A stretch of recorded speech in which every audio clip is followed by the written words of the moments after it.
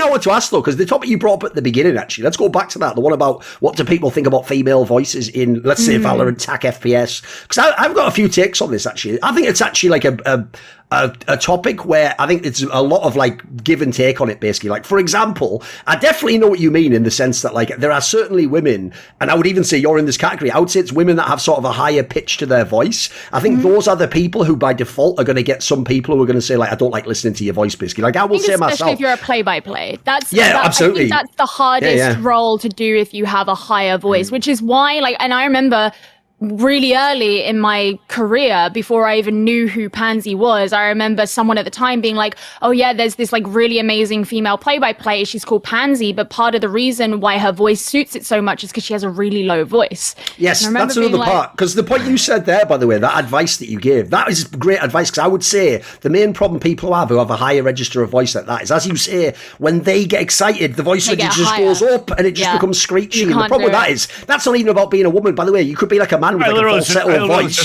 Yeah. And that would fuck you up too. So I would say that's part of it. I would say, by the way, generally, the OP aspect in general in casting is having a deep voice. If you have the really rich, deep voice, I think that's basically what we're talking about with the casting voice, right? It's the silky, smooth radio voice. So I would say, by the way, if people don't know, I think there are men that absolutely this can happen to. Like, I always found, I've said this many times before, and I know these people, so they won't take offence. When people think of legendary Counter-Strike casters, Van City, like Tosh, Pot, and Red Eye, you have to realise part of why you're loving them as much, right, is because you're foreign. So to you, the accent sounds different. To me, they actually sound really nasally. I don't know if no one else has noticed this. They sound like they just speak through their nose. So to me, right, they're all right. They're really talented in terms of what they do. I don't think their voice is the best. I actually think they're people who've, like, essentially the joke is they were just so good at the casting, you just sort of mind fuck yourself that their voice is brilliant. And we all say, same with D-Man, by the way. People used to say D-Man had an amazing voice. It's like, he has an alright voice. Like, the difference is, like Gio said, Captain Flowers has an amazing voice, mate. He has a voice that sounds like it's like a fucking Dolby commercial. These people are just talking through the fucking nose, mate. Like, but they're just good at their job. So I also think that's part of it. You have to acclimatise to anyone. Because I'll give you the analogy, Gio. It's like names in gaming.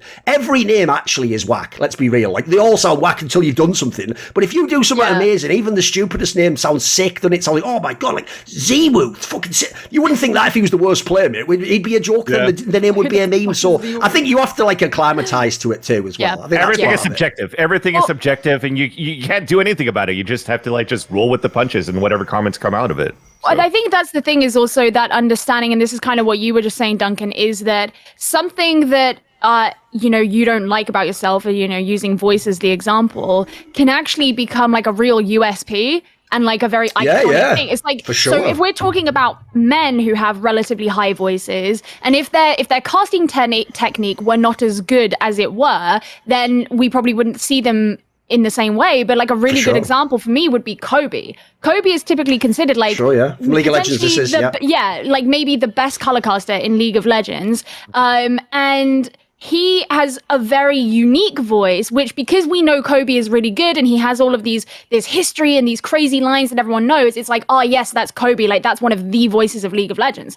But if he didn't know how to use his voice properly and were not that great a caster, you probably wouldn't think that, because he doesn't have a really deep voice, and so I think that's an interesting way of thinking about it, is like, you have to understand like how to use the dynamics in your voice. And I think that was something that I was always kind of grateful about when I talk about me sort of recognizing that, like, okay, I needed to not go up in register and I needed to learn to project in a certain way, was that I could watch my own stuff back and recognize that that was the problem. And I always say this to people when they ask me like, oh, how to like get into casting and stuff. I'm like, I think one of the most valuable skills to be a broadcaster is to be able to recognize things for yourself, whether that's like an actual professional decision you have to make, i.e. like, okay, how am I going to make content that people want to watch? Or if it's things like how to improve, like, okay, you have to be able to watch back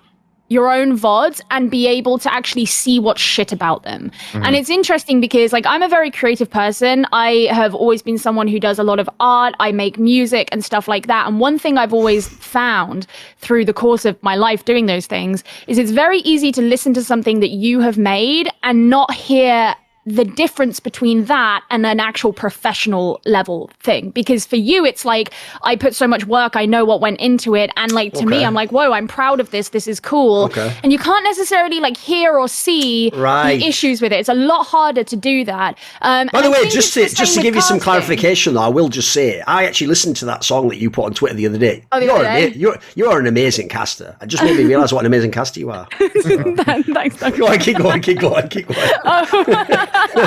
Just in case you wonder if I thought it was professional quality. Yeah? It's all right. Yeah. No, but I think that's like, it's the same with casting, and you have to be quite ruthless on yourself, because you need to be able to recognize like what I don't want to say what the correct way of doing things is, because that's kind of a bad way of putting it, but like what are good techniques and where you are not implementing them. Yeah. And I think that like people who don't grow are usually people who aren't very good at doing that sort of self-criticism and seeing what's missing out.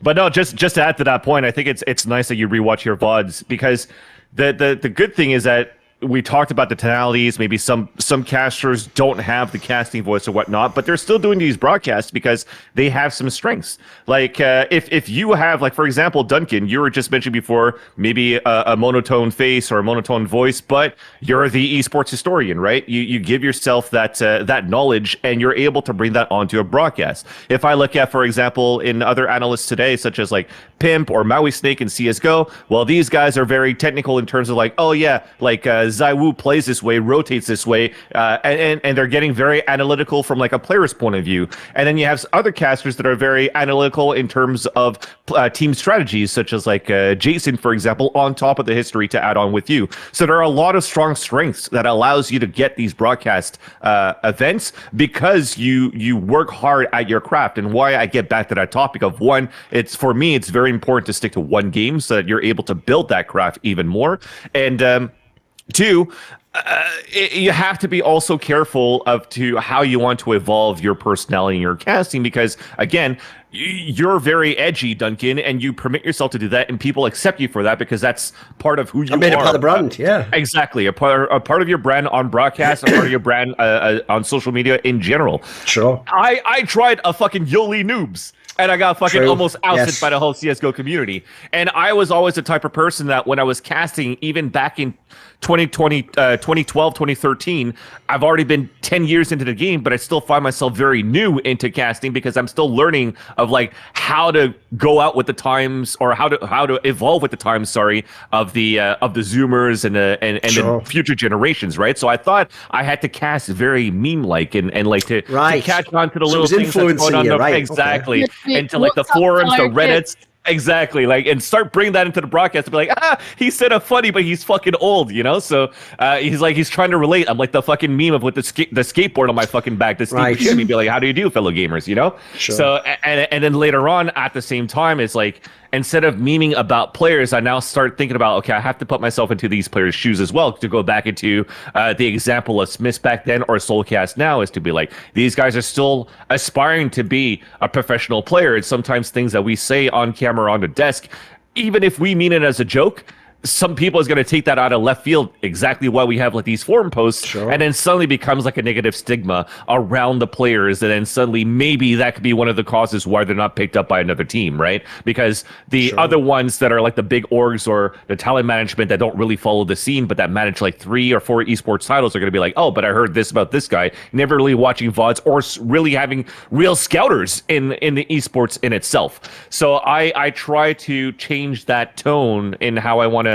present and talk about the players more into like what to do well, maybe some mistakes here and there, but try to paint it into like what's the overall package though that makes them a good player, and try to bring that out to a broadcast instead, which is why, again, going back to even talent in itself, what's the best that you're able to carry out, keep that up, but start working on the other things so that you could still become could still continue to be the best in your business. It's really interesting because, you know, when I started, and for basically all of my career, I've been like really staunch that, like, you know, I do color casting. This is very specifically the role that I want to be doing.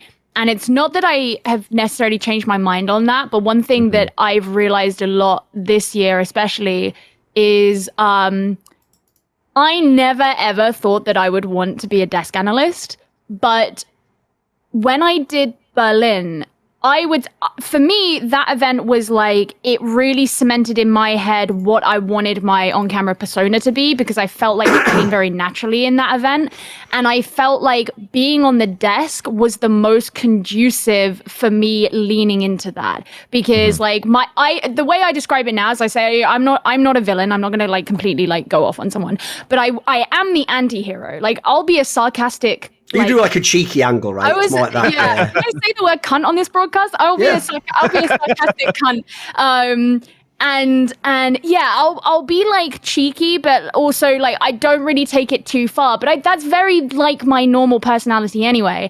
And I really found that being on the desk like let me do that the best that I've ever done. And part of that might be because like over the course of my career, I've never had one consistent casting partner. So I have worked with people where I have been able to bring that out really well, but it's really dependent. And that was like a really interesting thing for me to kind of realize that this role that I'd always seen as like the step down from being a color caster was actually maybe a role that now would potentially suit me better, just because of where I feel like the strengths of bringing out my persona and therefore my product on a broadcast. When you're saying you like to be creative, that's one of the things that's the desk's great for. You well, can do I think the desk is very much like a kind of blank slate. Exactly. And you can do, as long as you're not boring, you can do a lot of stuff with it. Oh, yeah. And yeah, I really like, I don't know, I just remember coming away from that event and thinking like, wow, I actually really like, I didn't even go in with a preconceived idea of what I was going to try and do with the desk. For me, I was like, I'll accept this desk position in the hope that they offer me a casting position in the future. And I kind of came away from it being like, actually, like I watched back a load of VODs from it recently for the first time since the event. And I was like, usually if I watch back VODs, like, man, this was actually sick. Like, and I'm just sort of like, I would love to do more of that now, even though in the past that's been something that I've been extremely vocal about not being in favor of. Want to see more cool, funny, interesting clips based on topics from my content? Well, subscribe to this channel then, or, you know, be a pleb and don't.